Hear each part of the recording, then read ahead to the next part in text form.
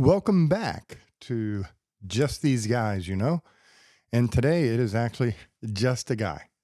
Mike contacted me last night and he has come down with the COVIDs, so he will not be joining me today. I did make an attempt to FaceTime him this morning, but he said every time he spoke, he broke out into some major coughing. So he begged out today. But we're going to run with that theme a little bit. We are going to talk about not being here. And before I put the headphones on, I wanted to do give a shout out to our friends in Australia. I found this. I don't know if you can see that. A friend of mine had gone to Australia a few years back, 10 years back, 12 years back, and brought this back and gave it to me, and I've kept it ever since. I love wearing it, especially in the colder months. But this is my Australia hat, and this is my Australia accent. G'day, mate. We will open the show today with an honor to Mike. If you're following along with the show very much, Mike loves his coffee, which is not actually coffee. It's sugar water, pretty much, warm sugar water with whipped cream in it.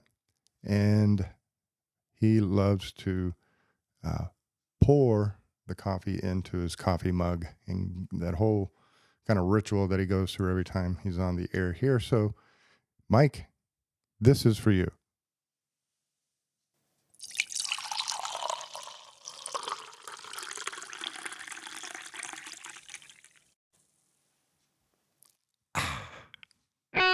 So Mike's not here.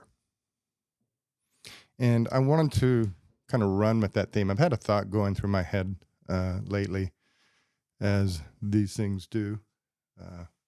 Been doing some remodeling to the kitchen, and as I'm sitting there remodeling, my mind's wandering. We've been talking the past couple of weeks about the 8-step model to changing your circumstances, changing your life. And we keep emphasizing that the change begins with identity. If you want to change the situation in your life, then you need to change your identity. And how that works is your situation is the result of your character. Your character leads to your situation and circumstances. What forms your character are your habits. Your habits lead to your character, which then lead to your situation and circumstances. What forms your habits are a whole bunch of little bitty behaviors that you are performing, and then some of them become habitual. So if you want to change your situation, you got to change your character, change your habits, change your behaviors. In order to change your behaviors, you got to change the decisions you make. Decisions lead to behaviors, which lead to habits, character, circumstances. Well, a large portion of our decision making is based on our experiences and our emotions, whether they're past emotions or current emotions. So if you're going to change the decisions you make in life, then you need to change how you experience life, how you feel about things. So if you want to change how you feel about things, then you need to change the way you think. And that's where I come in as a psychologist, and I work very hard with people in learning to think differently. And I wrote a book, 12 to How to Transform Your Mind, so that you don't need to come to my office to hear what I'm going to tell you. Taking a look at how you think, not just what you think about, but how you think about things, changing how you think will then begin to change how you experience things, present and past. As you change how you think, you begin to feel differently, you begin to make different decisions, do different behaviors, form different habits, develop a different character, and change the circumstances. Well, if you want to change how you think, how do you do that? Well, you have to change your environment. Therapy is an environment. Church is an environment. What are you exposing your mind to? What are you watching on the internet? Are you playing video games for 3 hours when you get off work? Or are you working out and listening to motivational videos, motivational podcasts? What are you listening to? Who are you hanging out with? Are you hanging out with people who love to blow money in the casino? Or are you hanging out with people who enjoy painting or going for bike rides or going fishing? You change your environment, people, places, things, playgrounds, playmates, and you begin to change how you think. You go to therapy, you go to church, you start hanging out with new people. Well, if you want to change your environment, how do you do that? You have to begin to change your identity. And so if the example I lovingly use is if I see myself as a redneck, I'm going to gravitate towards redneck environments and feel more comfortable around redneck people. But if I want to change that identity and see myself as an academician, well, then it makes sense to go hang out at the university, go hang out around people who read books and do studies. If I'm wanting to change my identity, I first, it helps to kind of identify the identity I want. Who do I want to be? Who do I want to be when I grow up? What kind of man do I want to be? What kind of woman do I want to be? What kind of husband do I want to be? I take a look at where I'm at in my self-identity, and I look to where I want to be in my identity, and then that will cause me to gravitate towards new environments. Now it makes sense to go to therapy, take a class, go to these other things, which will then begin to shape how I think and change my experiences, help me make different decisions to do different things, form new habits, character. My situation changes. And as my situation begins to change, I am seeing the fruits of my labor. I am seeing I can pass these classes. I am seeing I can handle this new promotion at work. As those things happen, that feeds back into my identity and reinforces the new identity that I'm building. I'm scared to go to church. They're going to judge me. I walk into church. People greet me nicely. Hey, that circumstance, that it changes how I see myself. I guess I'm not so ugly. People do like to talk to me. So this is what we've been talking about the past couple of weeks. And today Mike's not here, which means he's physically not here, but his presence is still felt. I can almost see him standing there at the microphone, staring at me while he drinks his sugar water and gets hyped up. But Mike's not here physically, but right now as you're listening to me, right now as you're looking at me on the internet, I'm not there. Right now, I am not with you. I'm a thought in your mind. I'm a tickling of your eardrums. I am an electronic signal on your computer screen. I am not there. And yet you're listening to me. You're considering my words. You're thinking about me. I'm with you, but I'm not with you. Mike's not here with me, but Mike is with me. Now, that can go many different ways, and if Mike were here, that conversation would go many different ways. But I wanted to take it just a little bit deeper. I'm only a thought in your mind, and you have an opinion of me. You have a belief in who I am. You have identified me. You define me as a certain way. You describe me to other people in a certain way, and that may or may not be how I see myself. That may or may not be the way Tish sees me. But how you describe me, that's my identity to you. So I have an identity of myself. So if how you think about me forms your identity of me, then how I think about myself forms my identity of myself. So technically, I'm not here either. Now there's a lot behind all of this that I can't, give you in a 30-minute episode here. But in psychology, one of the things we're attempting to do is to know the unknowable.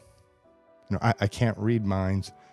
I can't predict the future. I don't know what you truly feel. I don't know what you truly think. So we always talk about it in academia as, the black box, trying to figure out what's going on inside of a box that we can't actually be inside of. What's happening in your brain, we can't honestly, truly, factually know. So we have to, infer what's going on in a person's mind.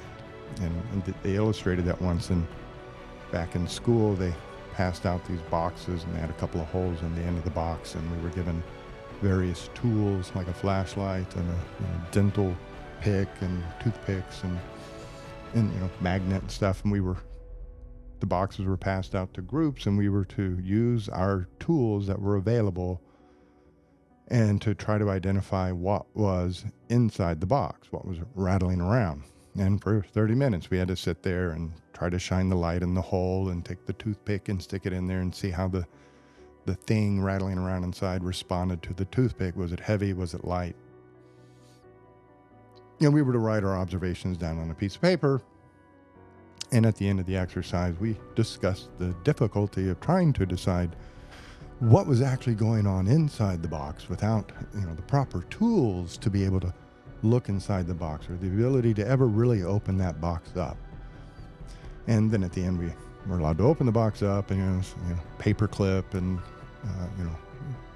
pencil, just random things were thrown in these boxes, but we had no way of knowing what was inside the box with the tools we had available to us. And that was kind of an illustration of what our job as psychologists is. There's things going on in people's minds that we can never know as a psychologist. And so we have to use what tools are available to infer what's going on inside that person's mind. And as I was thinking about all of this, we were talking this past couple of weeks about changing your identity, which is essentially changing how you see yourself, how you think about yourself. So if we can change our identity, then by changing how we think about ourselves, then are we really who we think we are?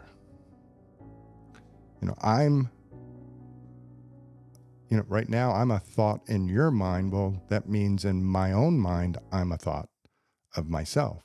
As I see myself, that's a thought. Why am I anchored to that thought? Why can't I change how I see myself? Why can't I change my identity? We spend our lives growing up in our families, and our families are programming us. And theoretically there's two sources of personality, two sources of identity. There's some biological predispositions, introversion, extroversion, energy levels. There's just a few basic kind of fundamental traits we all kind of possess as we're born, some more or less of the others, but then our environment presses on those biological traits. And so, how my environment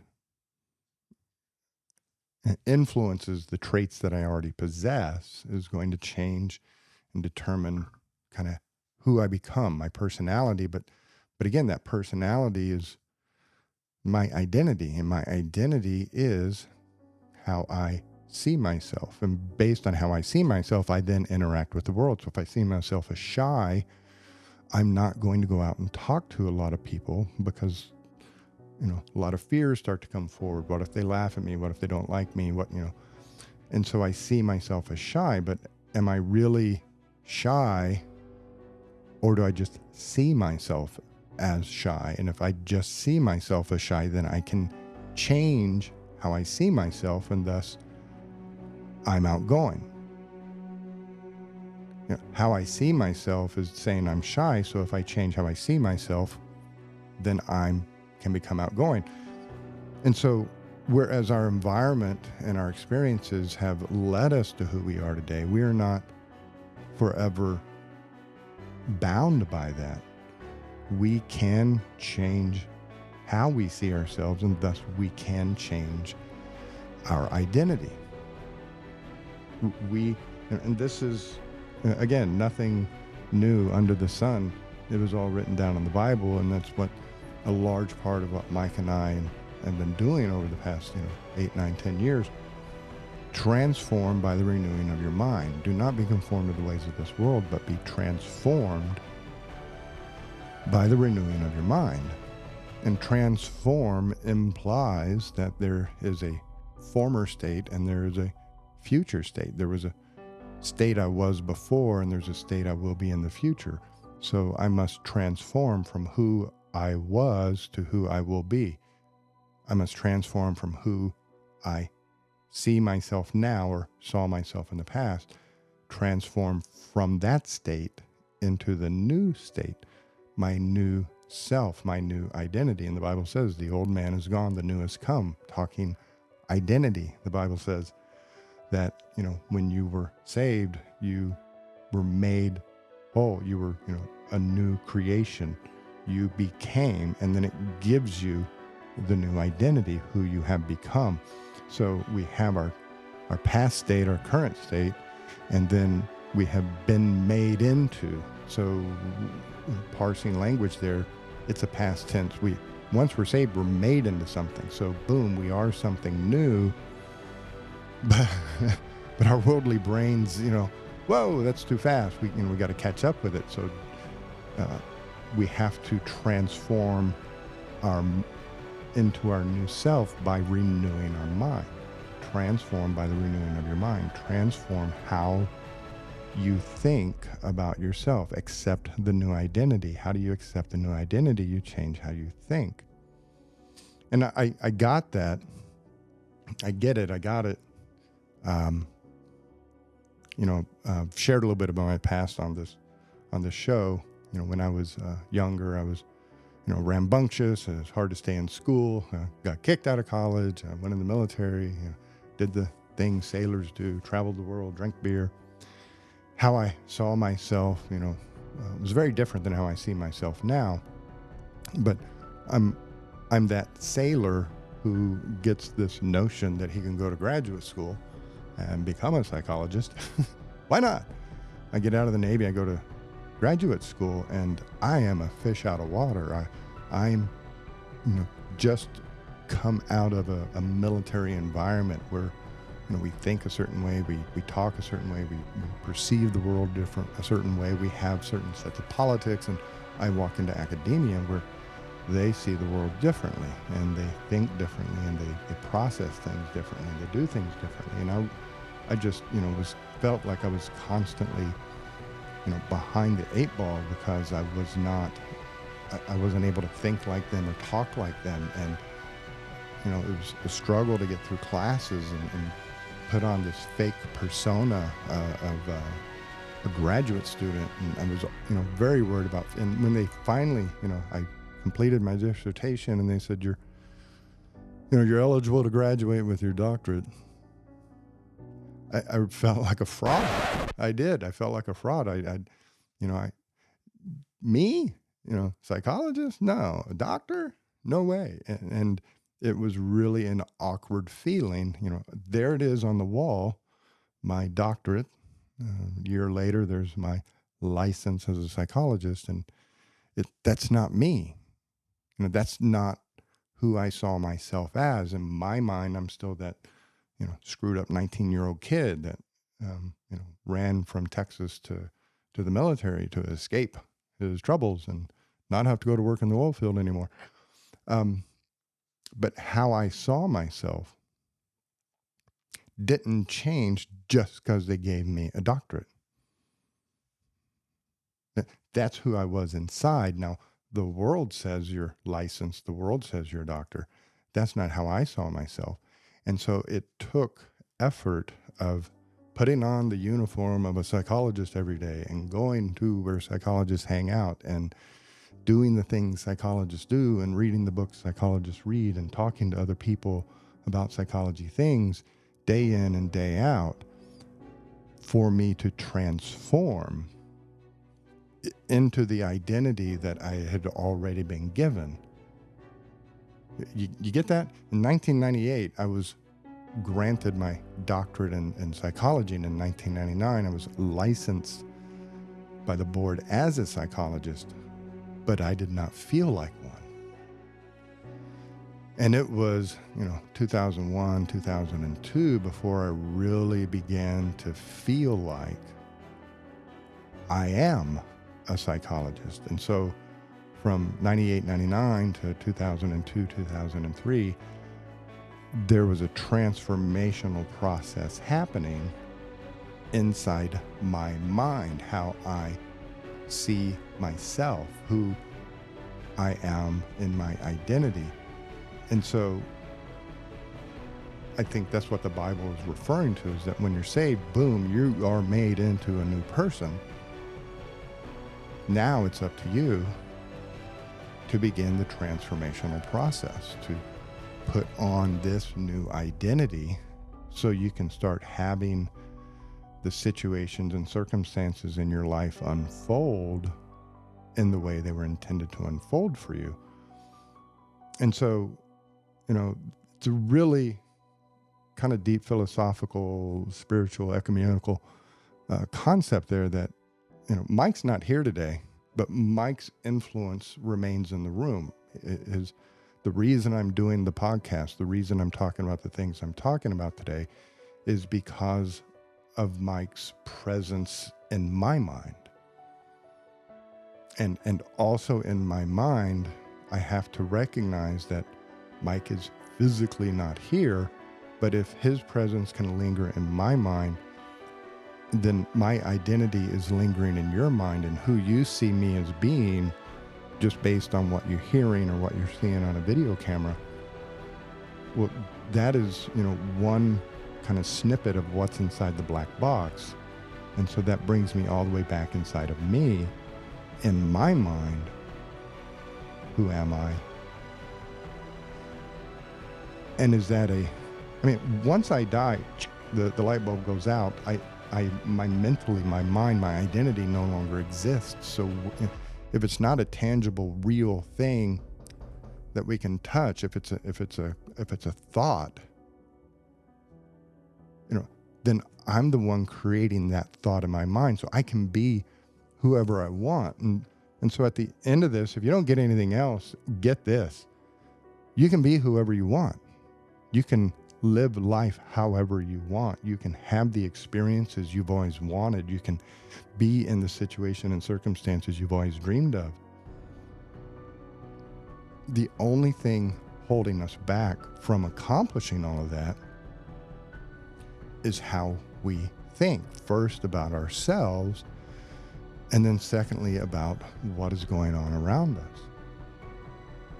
And so it's not an instantaneous process. You don't just listen to this one time and then suddenly run out and begin living a whole new life. A gentleman I know recently came to me, said he saw me 4 or 5 years ago, and what that did for him was really no change ever happened in his life after seeing me. But I planted the seed. I gave him the notion that he could actually change how he thinks. And prior to our meeting, that had never crossed his mind that he could change how he thinks. Nobody realizes that we don't have to think about everything that falls in our head, and we don't have to think about it the same way we did yesterday. And that my introduction to him was of that ability. And then he went and met somebody else who furthered him along that road. And then he met a third source who kind of really opened his eyes for him that the power of changing how he thinks. And he came back recently and said, he sees himself as a completely different person now, and he's pursuing different things, and he's pursuing things in a way that he'd never pursued before. And it all starts with changing how you think about yourself. And you must understand and recognize and believe that there are zero limitations to you and your life other than those you place on yourself.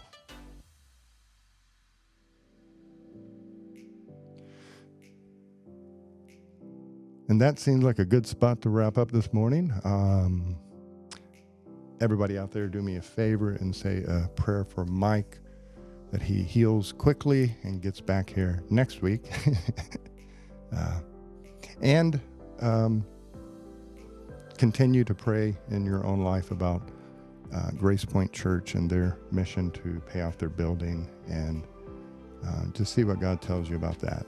If you can reach out and help them out with that process, that would be wonderful. If God's leading you to spend your money elsewhere, that's fine too. But just ask that question next time you're in prayer is, hey, what can I do to help Grace Point out? They've got a mission to pay off their building, to free themselves from debt, from bondage to the visa, bondage to the bank, and see if God leads you anywhere. I want to thank you for tuning in today. Mike, I hope we'll be back next week. Until then, I am just one of these guys, We'll catch you next week.